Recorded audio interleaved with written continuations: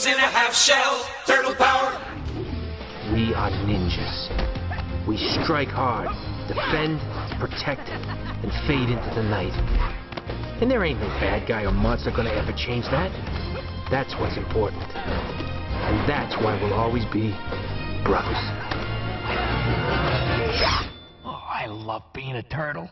Greetings, fanboys and fangirls, I'm Erod and I'm the Blockbuster Buster. I've been a devoted Turtles fan for as long as I can remember. There's just something about those rambunctious radical reptiles that appeals to me to my very core. For this reason, friends and viewers alike are always asking me questions about the enigma that is 2007's TMNT. A film that lives in infamy for being well made but horrifically confusing to mass audiences. Now I'll go ahead and admit that I like this film and I do enjoy watching it from time to time.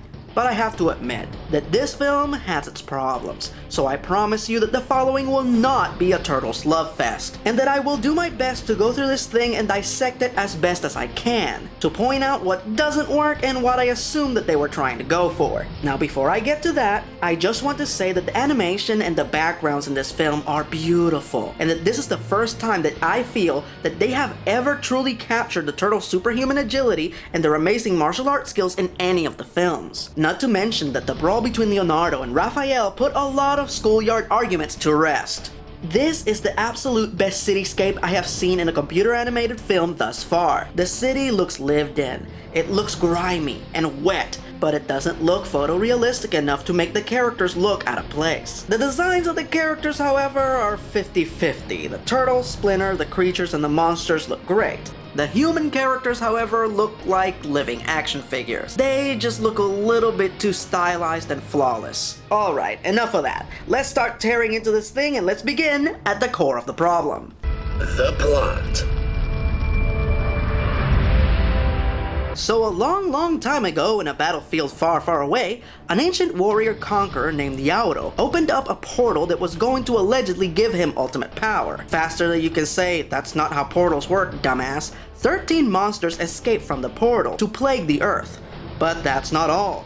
This multi-purpose portal also turned Yauro's generals into stone, and it made Yauro immortal, so he would spend his eternal life recapturing the monsters. Now if this plot sounds somewhat familiar to you, then it should. This is a warning to all living mortals that whosoever opens this chest of demons will release 13 of the most terrifying ghosts upon the face of the earth.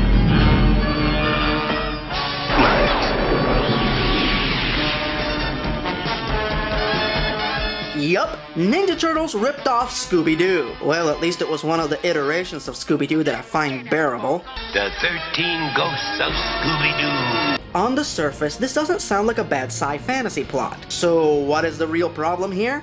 What the fuck does this have to do with Ninja Turtles? Yes, I know, it's the main threat that the Turtles have to face later, but it still seems pretty damn disconnected from the Turtles' world. Hell, Yauro, or Winters as he calls himself in the present, doesn't even find out that the Turtles exist until the end of the movie. I must have hit my head pretty hard. I'm seeing giant turtles. So yeah, that's the big sci-fi plot. But what is this movie truly about? Well, it's supposed to be about the Turtles being at odds with one another, learning to work with each other, and coming together as a family. Which sounds beautiful, but there's just one little problem. They never explain to you how they became at odds with one another to begin with. This movie shoots itself in the foot within the first two scenes. First, there's that overly complicated expositional flashback. Did this really need to be at the beginning of the movie? Cause the threat could have been mysterious and then be slowly explained as the movie progressed. This is probably one of the top 10 worst ways to open a Ninja Turtles movie, right up there with them dancing to ZZ Top. And then the second scene is a generic sequence of the Turtles running on rooftops with a voiceover telling you who the Turtles are.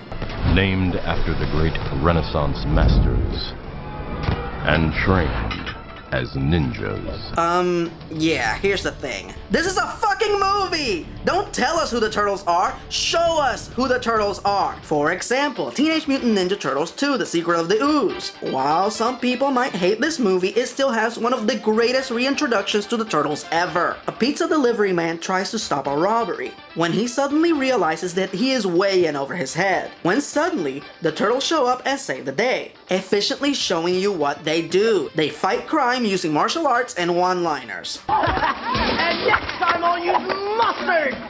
And showing you who they are by perfectly showcasing each turtle, their personality, and how they operate. This right here is not movies. This is radio with pictures. But then there's the line that caused most of the casual viewers to check out.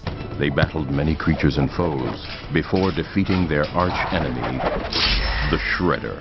Wait, what? They defeated Shredder? So what you're saying is that this is a continuation to the first 3 Turtles movies, where the Shredder was crushed by a collapsing pier? Because all the trailers advertised this flick as being a standalone film.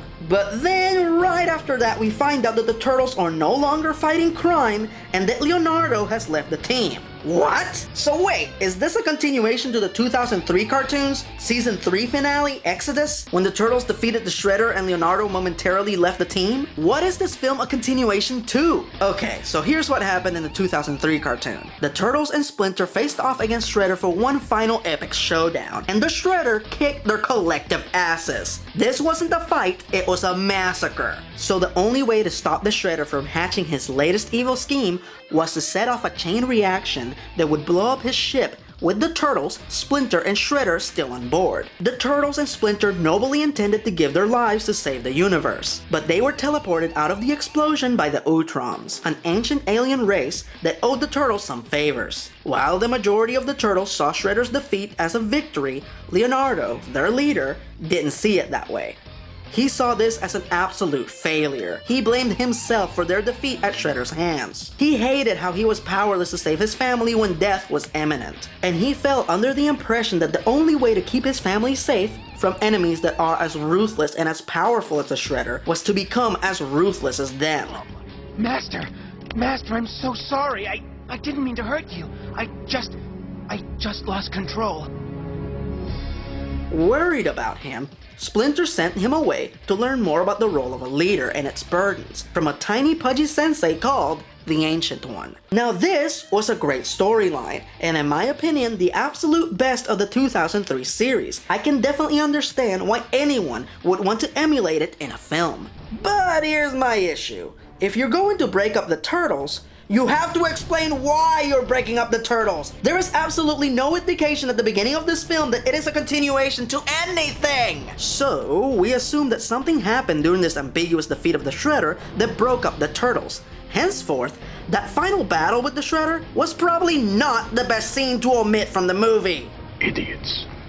While I know that this film was written by director Kevin Munroe, and that he intended the film to be an homage to all the incarnations of the Turtles, this movie still feels like it was based on a discarded script from the 2003 show. However, in the 2003 show, while Leonardo was away on his vision quest, the rest of the Turtles continued fighting crime. Here, not only do they stop fighting crime, but they get jobs. Why?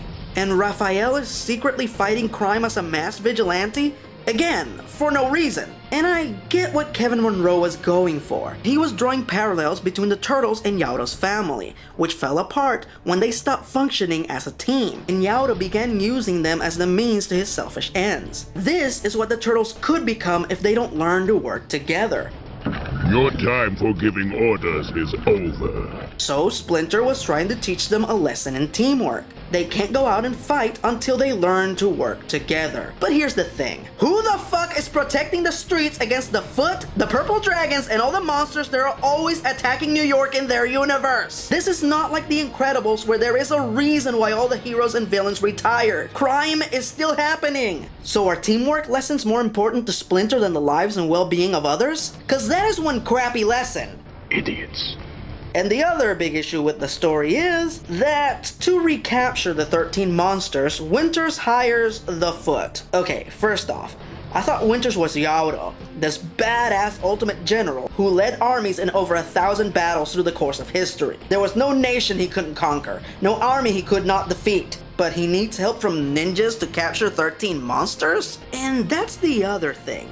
The Foot is an all-powerful criminal organization, Why would they hire themselves out to catch monsters? Menial tasks like this are beneath them. Also, terrible fucking way to introduce Karai to general audiences. Karai is Shredder's daughter, and she shares a torrid and tumultuous history with the Turtles, always straddling the fence between being their friend or their foe. Here, she just pops out of nowhere without any explanation, and then later, she runs into Leonardo, and it is very much evident that they know each other and that they share a rivalry and a mutual respect. Which is another reason why I think this was based on a discarded script from the 2003 show. So not only is the Foot's presence questionable, but early in the movie, Winters brings the 4 generals that were turned into stone back to life, and he has them hunt the 13 monsters. So why do you need the Foot again? I could digitally erase Karai and the Foot from this movie, and it wouldn't affect a damn thing. Now, let's briefly talk about an aspect of the film that did work. Cast and characters. Let's first go over the only character that was a little off. Casey Jones, played by Captain America himself, Chris Evans. Now, under different circumstances, I'm confident that Chris Evans would play a great Casey Jones. Here, his characterization is really off. Casey is supposed to be a gruff, badass vigilante. Purple Dragon, come out and play! Here, he's such a mimbo, a male bimbo. He's dumb and pretty, and that is not Casey Jones. Real estate, technology, pharmaceuticals, hair gel. I don't wear hair gel. Really? The rest of the cast is great. The Turtles were expertly chosen. Nolan North as Raphael, James Arnold Taylor as Leonardo, Mitchell Whitfield as Donatello, and Michael Kelly as Michelangelo. All 4 of these men are experienced voiceover actors. Hell yeah, that's the way you do it. You get experienced voiceover actors to play the leads and have the celebrity talent play the supporting roles. Not only did we get Chris Evans as Casey Jones, but we also had Mako as Splinter, Captain Picard himself, Patrick Stewart, as Winters, and my all-time favorite vampire-slaying girl, Sarah Michelle Gellar, as April O'Neil. Freaking awesome! It's an actor's dream. It means no hair, no makeup, and sweatpants. Not to mention several great cameos by the likes of Lawrence Fishburne, Kevin Smith, and the second voice of the Shredder, Jim Cummings. That was easier than I thought it was gonna be. Final verdict. All in all, I think this is a decent Turtles movie, and it has plenty of affection for the franchise, but no affection for general audiences. This movie just had so much potential. There were so many interesting little details here and there. Like, for example, did you know that the 13 monsters were based on actual monsters from actual legends? Like the Gargoyle, the Cyclops, Bigfoot, the alligators in the sewers, the Jersey Devil, and Nessie? I wish they would have established this a little bit better in the movie because it is fascinating. But unfortunately, this concept has the same problem as the story and subplot. They just didn't flesh it out well enough. While I do love to watch this film from time to time, I hate watching it with other people, cause they always get confused and they bombard me with a million questions. I end up trying to answer them and not enjoying the film. As far as I'm concerned, the best Turtles movie is still the first. I give this one a 7. Close, but no cigar. And I only recommend it to hardcore Turtles fans. Turtle power.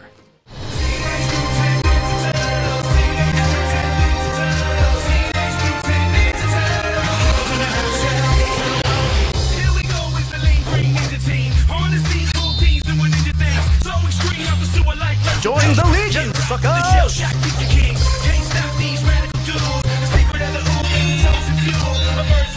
And when the portal opens, we'll lose the city to monsters within hours. Within days, the country. And within weeks, the world. Oh, so it's like Halley's Comet, only monsters come out. Yes, I guess so. I'm smart.